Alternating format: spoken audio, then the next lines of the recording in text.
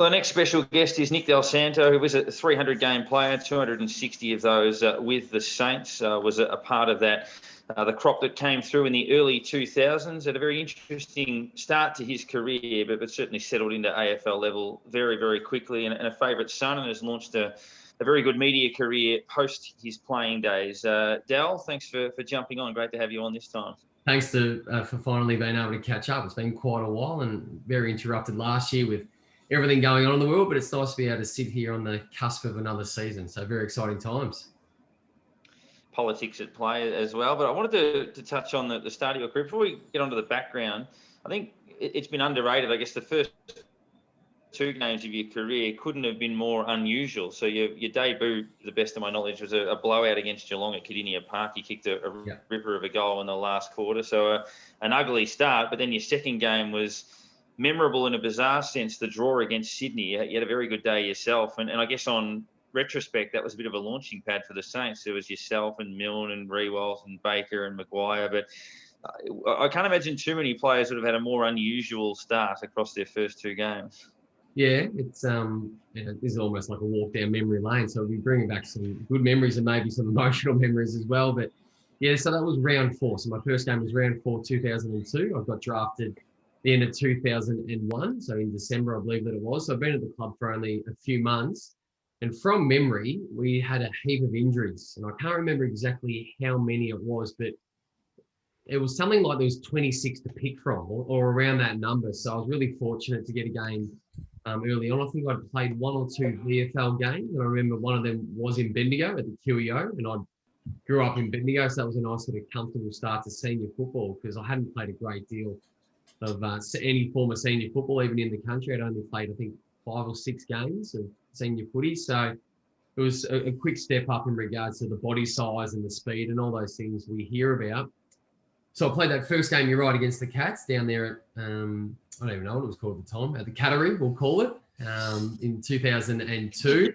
We lost by 122 points. The Cats absolutely thumped us. And I think I had 7 disposals. And I remember I was the only person from the Saints to kick a goal in the second half. So it was sort of like this baptism of fire. But I've said this numerous times, and there's a few people still at the club that remember me saying, I had the time of my life. It's crazy. I started on the bench, and I remember people said, oh, why were you smiling? I said, well, I was getting to play footy. Like, it was pretty cool. We got absolutely thumped. And then you're right as well, mate. The next week we played Sydney at Etihad Stadium. And we trained the whole week as a closed session. This is going back 20 odd years where you didn't really have closed sessions. There was no really, no secrets really going on. And we practiced for 2 or 3 main training sessions about flooding. So we practiced kicking the ball into your forward line, for example, and it was a structured drill, and then acting like it was a turnover, and then getting 18 guys behind the football as fast as you could. Now we see that a little bit more with the modern game, but you have the forward press and everything that goes with it. And I reckon we were up by 4 or 5 goals, I reckon, at 3/4 time from memory. And I reckon was it Creswell? Darren Creswell, yep. Creswell, I reckon, who kicked a couple in the last quarter. We basically we dominated the game and all our tactics had been working. And we're up by quite a good margin. And then all of a sudden they kicked 5 or 6 in the last quarter. And that was my second game of footy. And I reckon I just turned 18. And I had a shot after the siren. I received a free kick about 60 out from goal. And never in my life have I been able to kick that far anyway. So good luck when I was, a skinny, scrawny kid trying to make that distance. And I got onto the barrel in that last kick after the siren, and it landed about 10, 15 short, I reckon. So, yeah, it was an interesting game. And then the following week, you speak about that group coming through, Daz. That following week, which must have been about round 5 or 6, whatever it worked out to be. I reckon it was Matty Maguire's first game and Lee Montagna's first game. We played the Pies and we lost by about 93 points. So in the space of 3 games, I've lost by 122, had a draw, and then lost by about 93. So it was an unusual start. Yeah, I was pretty much sitting right behind the points for that moment. I'm going hands up, kick it here. So point would have been good enough. I was trying. But you mentioned all these players that you moved in with. How did you, I guess, did you blend more with the players that you moved in with, or did you sort of latch onto an older player and go, okay, follow what they did, or which way did you more lean to go? Probably a combination of both, and I'll give you a few examples. So my year, there was 6 of us drafted, and Luke Ball, Xavier Clark, this is in draft order, myself, Matty Maguire, Lee Montagna, and Josh Houlihan, the youngest of the Houlihan brothers. And a few of us were from interstate, and a few of us were from the country. So I moved in with a family, like a host family.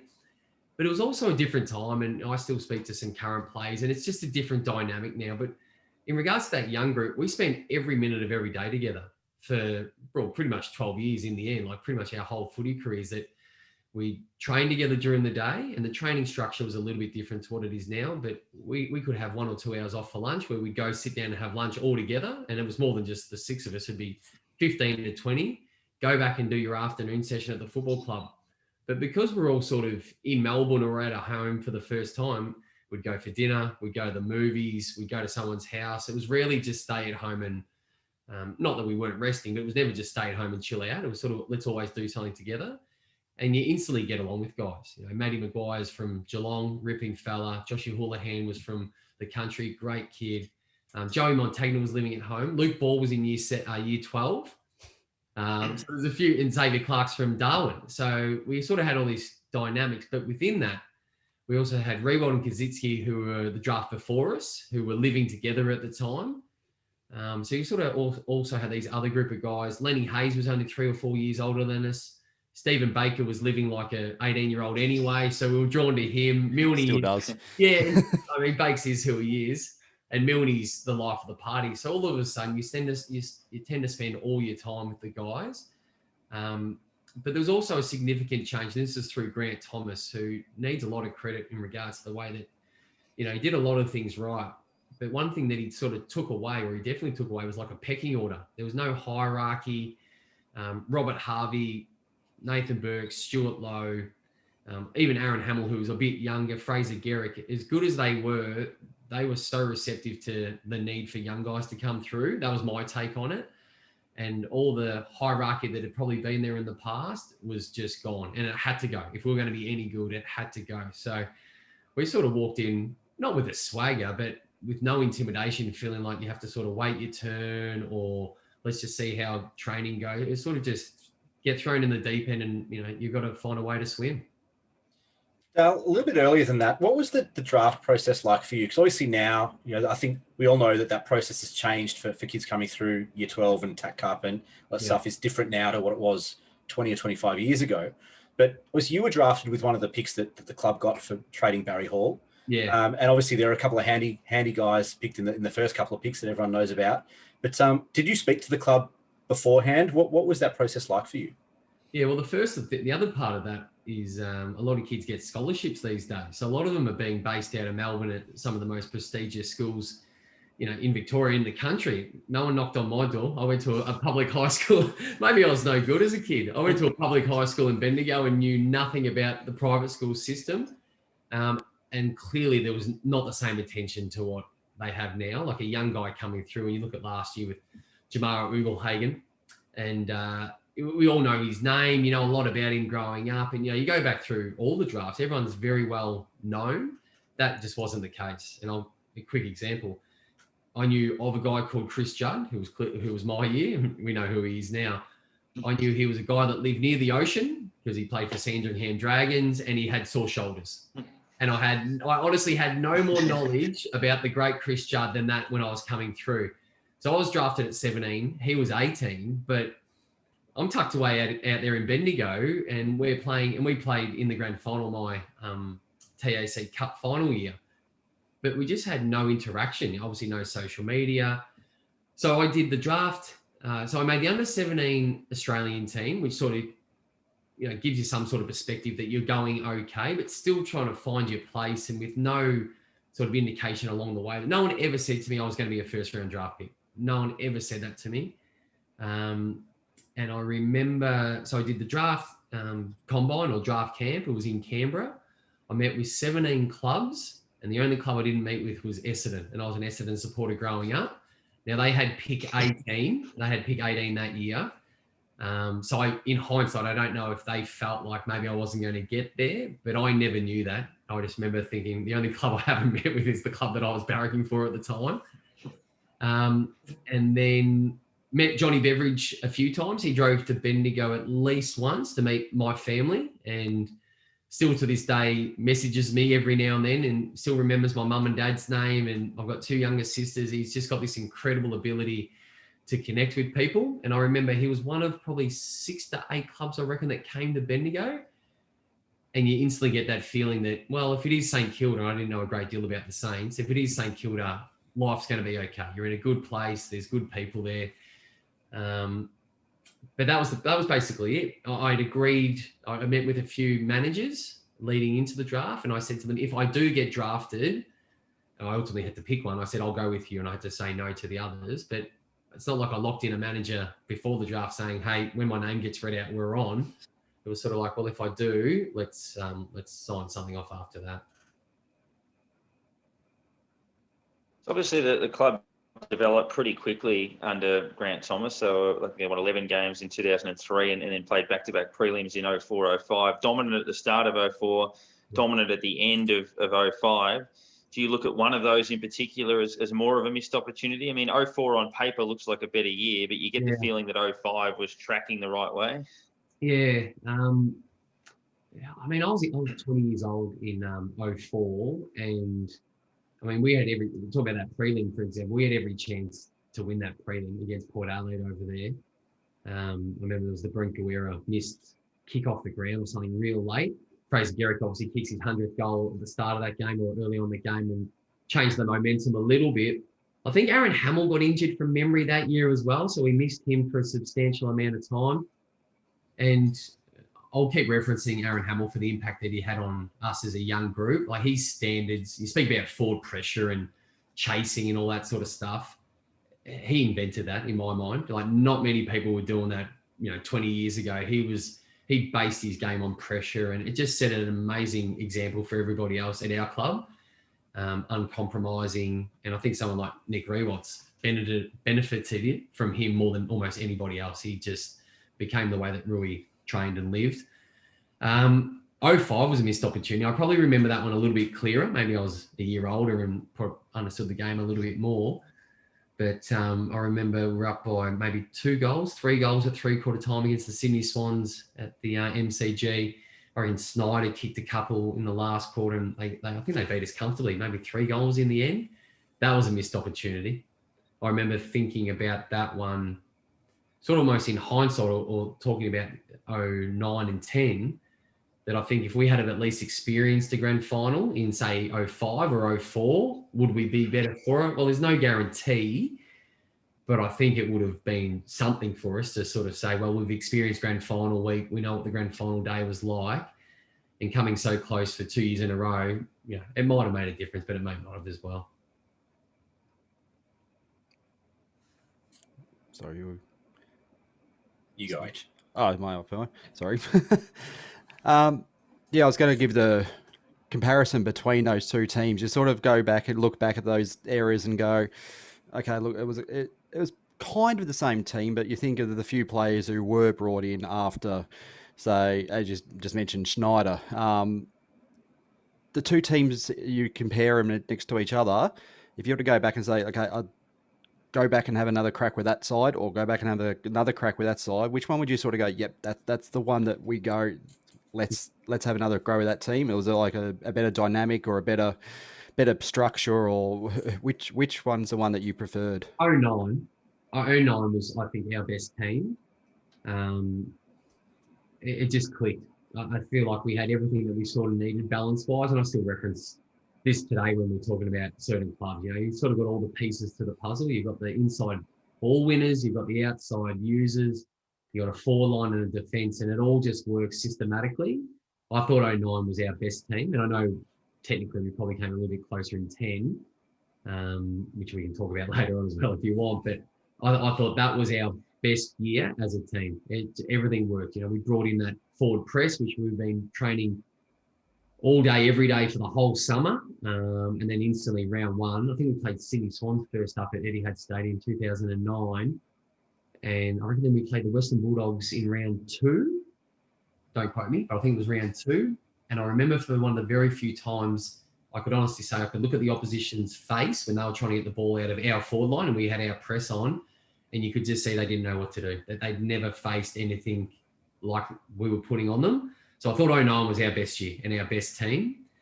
But by saying that, I mentioned Aaron Hamill. There's probably a couple of players I'd like to steal from 04 and 5 as well and bring them in. I'm sure they'd get a game somewhere. But out of all those years where we were around the mark, 09 was our best team. Now, that 09-10 generation, I guess you'd call it, you hear often about the bond and the closeness of the group and guys, yourself and Rui and Lenny and those guys. Yeah. What do you put that down to? And how do you describe something like that that's almost undescribable for anyone who's not there? Yeah, it's I mean, we talk about it a bit, and obviously it gets brought up with us quite often because people are interested in it, particularly St Kilda supporters. To be complete, I don't know how to probably describe it. Maybe it's the buzzwords like respect or an understanding about what we went through. Now, we've also said this publicly before that we treat each other like the way we catch up with each other, like you have won a premiership, because it's not about the premiership. It's more about the people. And we have to accept that because obviously we don't have anything to show for it regarding a medallion or any silverware. I think Grant Thomas was a huge part of that when we were young, that there was an understanding. We spent so much time together. I mean, we went on training camps before training camps were cool, and yet everyone had to do it. I mean, we went to London. I'll give you an example. We went to London 2003, I think it was, pre-season for 3 weeks. The next year we went to South Africa for a training camp for 3 weeks. We went to China. We sort of did all these things. And as much as it was brutal, some of the hardest training sessions you'll ever do, some of them are at altitude or, freezing cold, whatever it may have been. But it was about bonding. And as much as we trained our backsides off every day, we were first to have a beer together every night as well and sit around and have dinner. But my experiences from all of that was we never excluded anybody. Even in 2009 and 10, when everything was going perfectly, I'd like to think that the other guys would say this, they weren't playing seniors the whole time. If we were going to catch up for a beer, for example, on the weekend, we made sure it was on a day when everybody could be there. It was never the 25 or 6 that were playing seniors or a possibility of playing seniors. It was, hey, let's find a day where there's 45 that can get there, including coaches.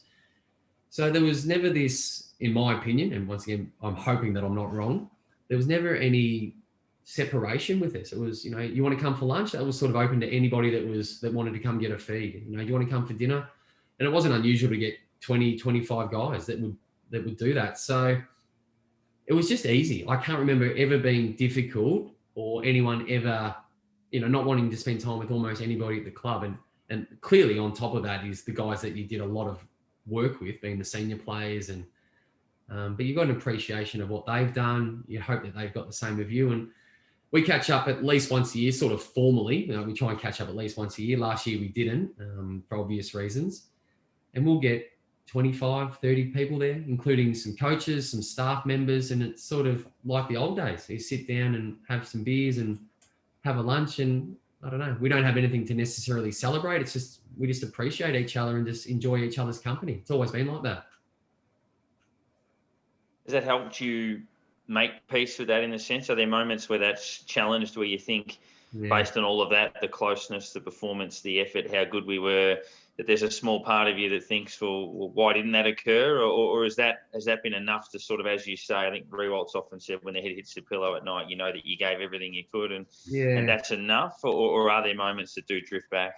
It's a conflicting one, Daz, to be completely honest. And maybe because I work in the media and I love analysing football and I love watching football and, clearly support the Saints, and you keep an eye on some mates you've got at other football clubs, that you're acutely aware that you don't have what you want. I often wonder, I've got mates that are in the corporate sector and really successful. And I look at them sometimes, I'm like, I wonder if it, ticks them off like it does me at times. I mean, we're going back 10 or 11 years now, but those emotions, like when you talk about it, I mean, finals and grand final week in particular in Melbourne is such a good feeling, but my feelings towards it are conflicted again because, but I also wonder, would my life be any different if we had have won it?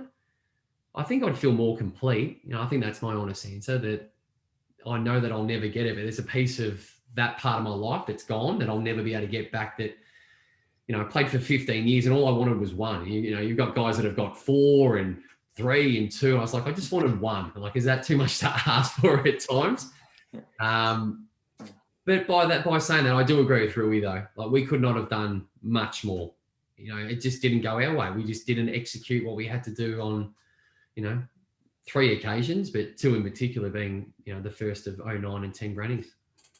So you looking back at team efforts and situations here. Is there something that you can look back in your career as an individual and sort of go, hey, I'm proud of that. This is something that really stands out in what I did, or something that you'll tell your grandkids in years to come, hey, this is what I did. A little bit. I mean, I've got 3 young kids, and I try and tell them that once I was okay and I could actually go for a jog and kick a footy, and they don't really seem to care that much. No, you know what? I mean, yes, a little bit, but it's also probably more what you're talking about, being part of the collective and being part of that era, which brought a lot of joy to St Kilda people. And it's more than probably 09 and 10. It's probably dating back to probably 04. And I get a real buzz out of, someone stopping you at the shopping centre and saying, hey, appreciated what you did, 10 years ago, yada, yada. You guys love the team that you had. That's when you wish that they had something to hold on to as well. And I used to feel a responsibility to, no one in particular, but just to support us, just the feeling that people are coming to watch us. And, the notion that, when we're playing, I'm in my mid-20s and you've got an impact on people's lives that are adults. I'm in my mid to late 30s now, and there was people that used to admire you that were my age now. And you're like, I'm sort of admiring a kid. Like, it's sort of a bit of a weird concept, but I do the same thing now, and it makes perfect sense.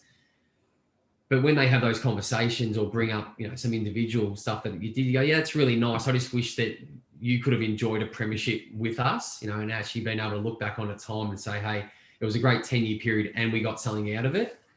But in regards to individual stuff, I mean, the amount of games that I've played is nice, and people often reference that, particularly in the media. I think there'll be a time the All-Australians I probably appreciate a little bit more. Like, I'm proud of that. Like, to be in 3 teams I'm proud of. Some placings in the Brownlow are always nice, but at the end of the day, it's always sort of almost awards rather than anything, hey, here's the medal for it. Dal, we've spoken to a few of your contemporaries from those teams in 09 and 10, and it's always a little bit awkward when you talk about specifics of those days. But you brought up 2010, so I'm going to ask you this one. So it's your fault. But you were around the ball in those last few seconds of the first week, the first grand final in 2010. Do you remember what that minute was like before the siren, and what was going through your head and those emotions? I remember the siren going. I remember the siren going, and I was on the ground. There'd been a boundary throw-in pretty much in front of the bench or in front of the members' stand. So I remember that specifically. I remember the confusion about when the siren went, knowing that it was a draw, but we've never spoken about a draw. I mean, the last draw was in the 70s. So we've never spoken about, do we come back next week? And we used to always use the term internally about hours of work per week. So once you sort of know that you're going to be playing finals, if there's 5 weeks to go, for example, in the season, you say you've got 10 hours of work. Let's focus on the first 2 hours being that week, and then that's how we work through. So even going into those grand finals, it was round 26, and we had 2 hours of work to do that could ultimately change your life, or get you what you wanted. But as soon as that siren goes, you're like, oh, well, what do we do now? We've never spoken about the next week. And then quickly you realise, or we're told that you have to come back. I can't remember, and this is weird, and not that I was in the zone in regards to, you're getting a million touches and everything's going right, but I was so sort of focused that I can't, and maybe as a midfielder as well, I can't remember the bounce. I don't remember the Milne bounce being as significant as it was.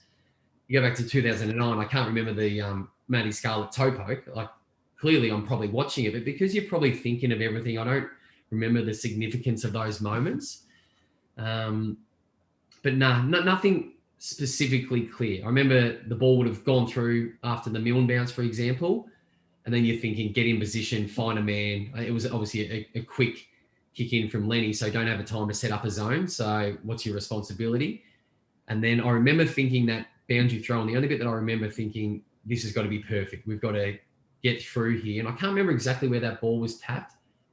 I think someone went up third man, but it wasn't a clear break away into space and it being bobbled away around, and then the siren went.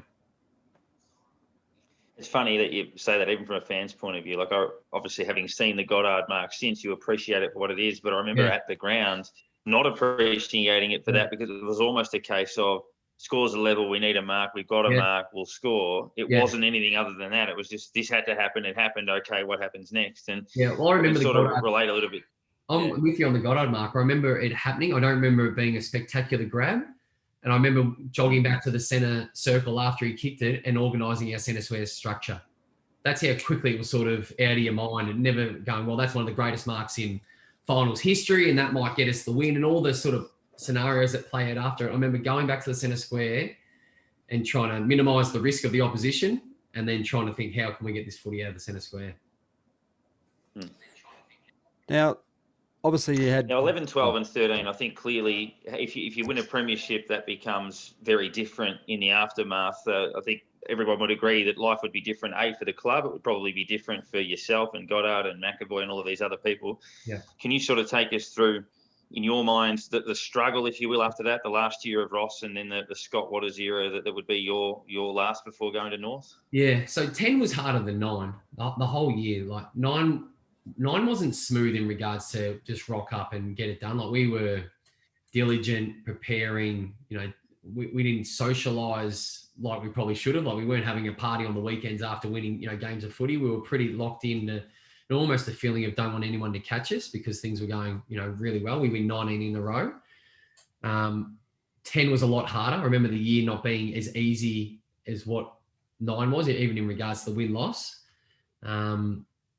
It just felt like it was a lot more work. We weren't as good as we were in 09. Teams were working us out a little bit, and same with, the opposition were maybe getting better. Collingwood were definitely better in 2010. They'd taken that sort of forward press to another level. 11 was a tough year. In hindsight, we probably peaked at 9 and 10, and then 11's a little bit of a reality check and just trying to work out who we are and how we can be around the mark again. We just scraped into finals and then ultimately lost to Sydney in that first final at Etihad Stadium. And that was the year that Rossi made quite a few changes after the game. And then a week or so later, he goes to Freo. And that was sort of end of that sort of era. That sort of group had done so much work together. I mean, Rob Eddie's, not the greatest footballer, but was just so valued for what he did. He was just a workhorse and covered blokes' backside. So then when you get those guys that were sort of moving on, and a handful of others, I think Bakes was included that, maybe Gardner as well, from memory, it sort of changes the dynamic of everything. But it probably needed to happen. Like, maybe not in the manner that it did, but the days of everything sort of clicking and just knowing exactly how everything should fall into place, it was a lot more work. But by saying that, it's never easy anyway. We just weren't winning. It was just a different year.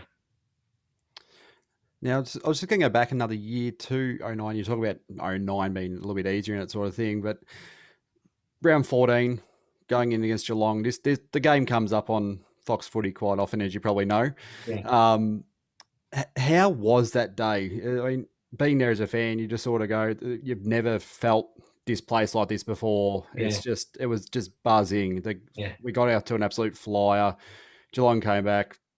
Goddard takes a big mark at the end, kicks a goal, gets us over the line. Just how was that day in the lead up to it, and afterwards, trying to contain the excitement of the win or anything? Yeah, a little bit of all of it, to be honest with you. But I still get this feeling sometimes when I watch other sports, or I watch, even Richmond or Dustin Martin, for example, winning 3 Norm Smith. You just think they go out and do it. But when you're in that moment, you're preparing like normal. So the whole week is a normal preparation. And I was just touching on before about that 2 hours of work. That's all we sort of ever did. Now, I can't remember. I remember the game being electric. Like, it was just, and I watched it, a couple of times every year it comes up on Fox Footy all the time. It's one of the best games ever. But to be completely honest, when you're in that moment, and maybe as a midfielder again, you sort of miss a lot of the detail or the cool stuff that happens within the game. I can still remember bits and pieces throughout that game. I remember Sam Fisher, I reckon it was in the first quarter, intercepting a mark. in front of Cameron Ling and then kicking a goal from about 35 on the run. Like there's little bits and pieces I remember throughout the whole game. I had Cameron Ling as an opponent, so I remember little bits and pieces about stoppages and all that sort of stuff. But I probably enjoy it more in hindsight as well, like everybody else. I look at that game, I watched it in the last couple of months and thinking, geez, look at the quality of game's pretty cool. Look at the space. You got to respect Geelong as well. Like they were an awesome team and still are, to be honest with you as well. But the build-up was probably bigger outside of us because we still had to do the work. We still had to go out and, run 14 Ks and get bumped and try and kick goals and all that goes with it. But I love it more in hindsight and look back at it now and go, that was a pretty cool game to be a part of. You mentioned the end of that 2011 season and obviously Ross departing and that was kind of the start of the Scott Waters era, I guess you could call it. What was that transition like? Obviously, you were one of the older players, one of the senior players in the squad at that point. And obviously that period kind of led to your departure from the club. What was that couple of years like under Scott and how did that transition happen to you departing the footy club? Yeah, it was difficult and it was really different. And whoever was going to come in after Ross, for us as in those senior players, was probably always going to be up against it. We'd had a bond and a connection with Rossi, who'd been a part of, I think it was only probably 5 or 6 years, which is probably a good tenure when you look at the average AFL coach these days. But we'd had Grant Thomas that we'd all sort of grown up with when we were new and just getting into it. Then you've got someone like Ross Lyon who's got all the structure. And I was drawn to him. I had a great and still do have a great relationship with Ross. So it was a shock. Probably didn't prepare myself for someone different again. You just expected it's going to be a similar message or whatever. And the team was changing so much as well, which probably compounded the fact, come off 4 or 5 finals campaigns. We lost that game to Sydney in 2011. But we had a lot of young guys that needed to play because we couldn't keep rolling out the same blokes week after week and keep losing probably, which was even worse. So the whole place was different. There's things that Scotty Waters did that I don't agree with, coaching wise, communication wise, all of those sort of things. And that was just my take on it. I would have done it differently. Not that I was ever a coach or I've never been a senior coach in that sort of manner, but from my experiences, from what I'd been doing for the previous 10 or so years, it was just different. Never had any conflict, never had any, real issues. That led into Goddard leaving the end of 2012, I think that it was. So that was sort of the start of it. And, you get conflicting stories about why BJ's moved on and they're, completely different from one person to another, just depending on who you ask.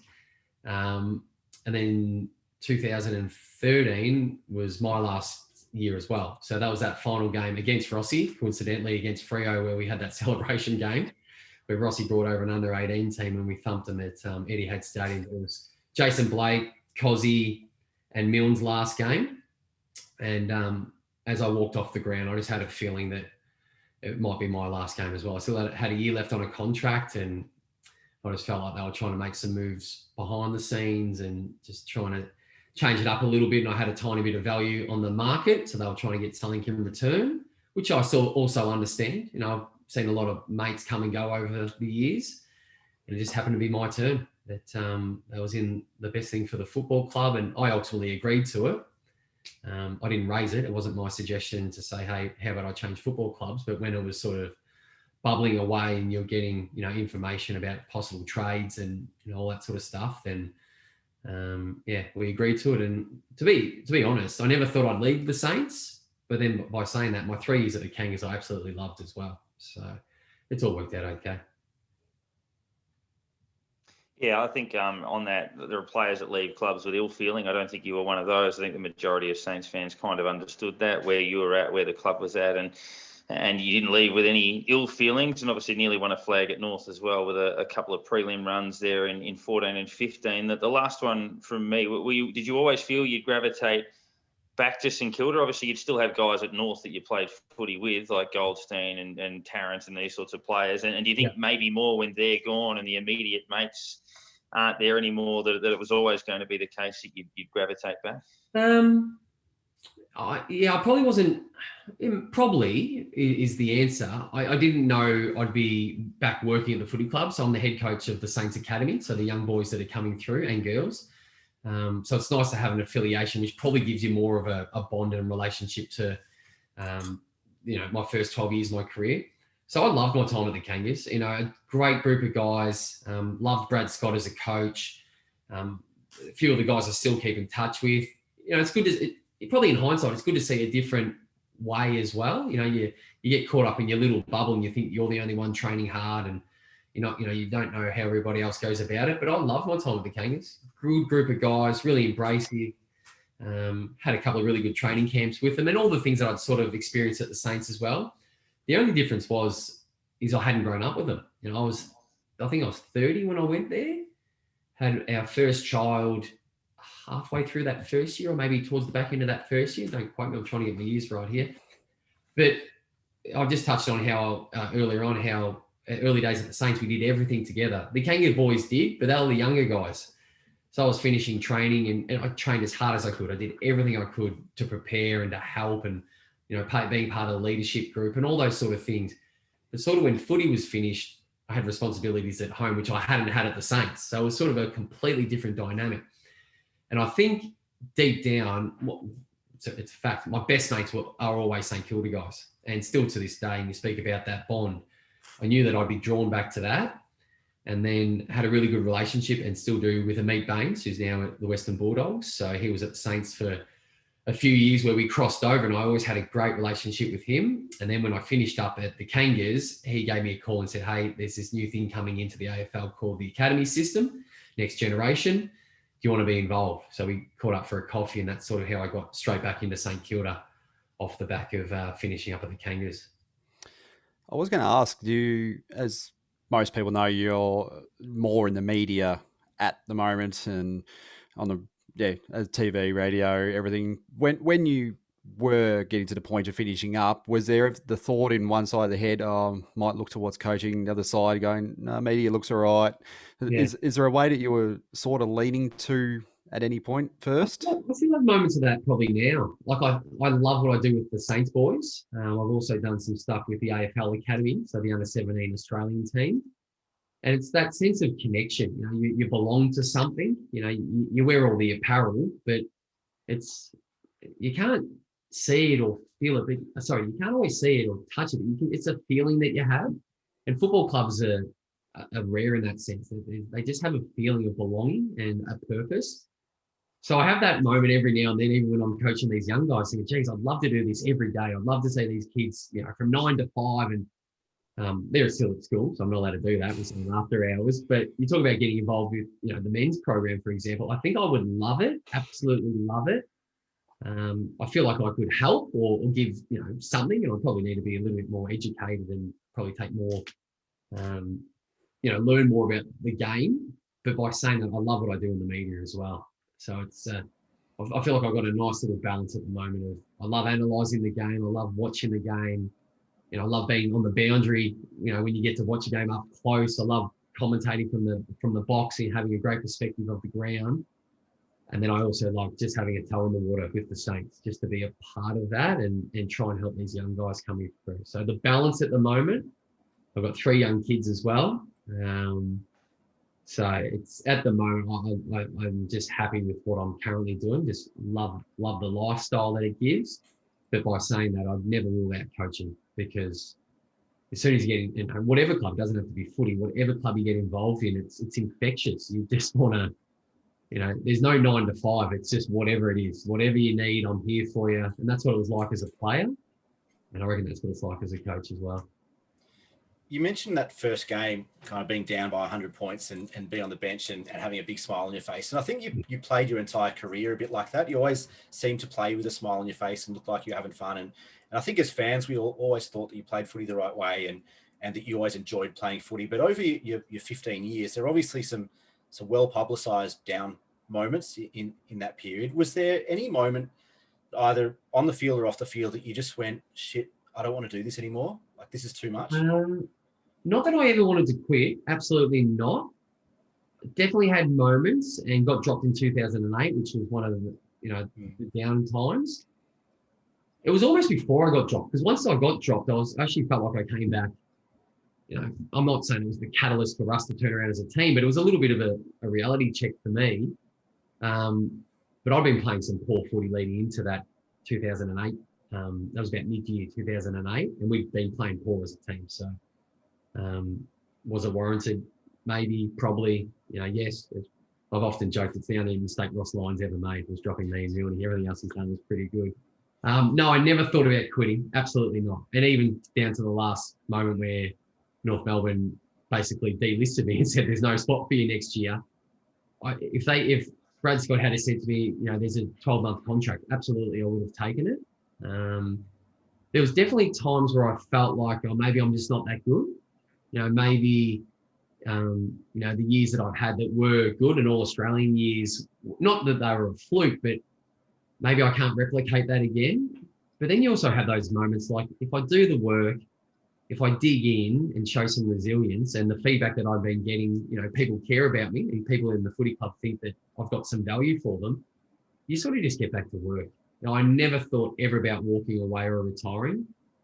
I just had moments of, you know, I need to switch on here. I need to, you know, either need to have a massive pre-season, need to have a really good week on the track because my game the previous week was poor, whatever it may have been, was always that. I was probably more optimistic is how I felt. If I knew that if I did the work, that I had the ability, that I'd be okay in the long run. After you and Milne were dropped, probably was the turning point. I think St Kilda won 48 of their next 60 after you came back in, which was a phenomenal run. But Nick, as Nick was saying,